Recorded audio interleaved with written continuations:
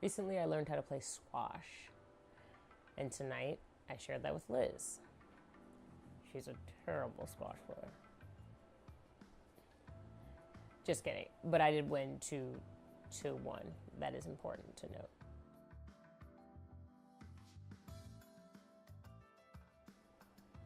It's always fun to share new experiences together, and tonight we shared squash.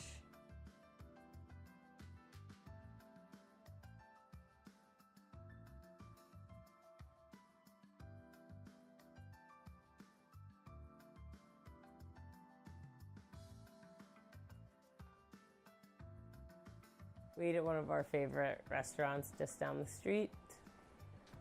Definitely Liz's favorite. She would go there every night.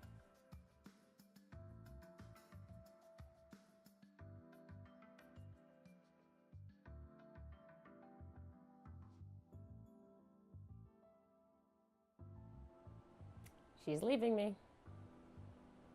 Liz is going to Cape Town, South Africa for 10 days. We're like 7 days, just like 2 travel days. 10 days is not a big deal. When we first moved to Boston, I was here by myself for 2.5 months, so like 10 days isn't a big deal. But she is my favorite person in the world, and I prefer to spend my time with her. So I'm gonna miss her. But I plan on taking this time to get some sleep. I do plan on using this time to obviously focus on me and maybe spend some time working on being a better spouse. But mostly just getting more sleep. I'm going to miss her, obviously, but I'm very excited for her to have this experience, to come back and share it with me.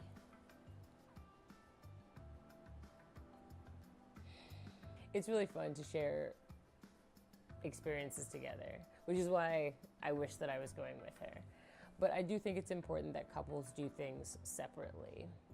I think that's been a journey for us, right? Mm-hmm. I think it's important within a marriage to keep a sense of self while lifting each other up and supporting each other. It's important to do things that you personally love and enjoy, sans your partner.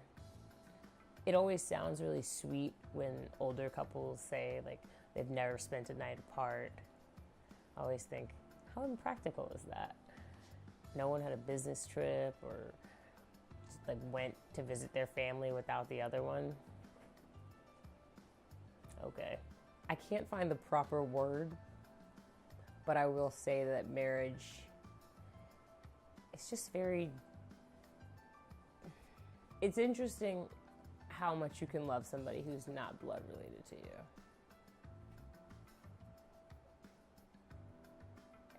And then you just feel like you can't live without them. Which of course isn't true, and some people take that to an unhealthy place. But I know that I could, but I don't want to. That sounds like I'm gonna kill myself, doesn't it? I don't want to live without you. No, I feel like there are some movies that certain movie lines that I definitely thought were corny.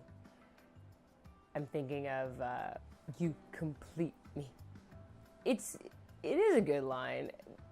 I think for a long time I thought that was corny. I thought that was unhealthy.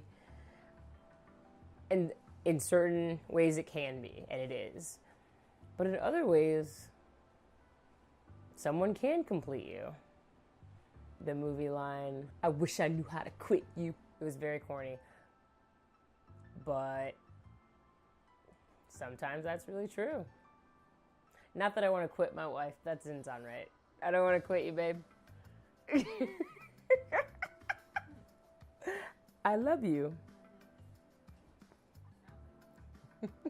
I do think marriage is interesting in that you're just expected to like know how to do this. You decide to share a life with someone and you just go and do it.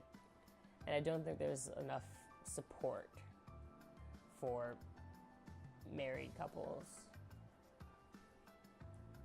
on how to properly, if there's a proper, how to keep it afloat, how to keep yourself afloat within it.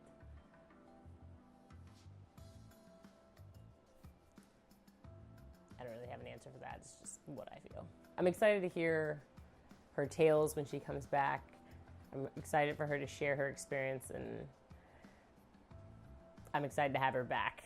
I'm looking forward to the 15th.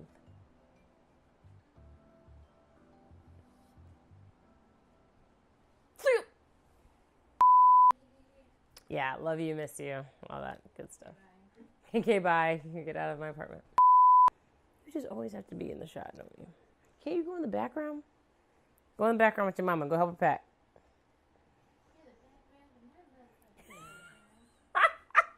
Yeah, Liz, you are the background to my foreground. Well, guess what, John?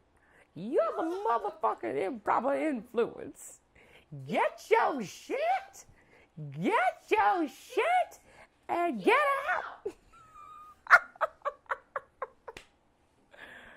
Oh, man. Okay, pack.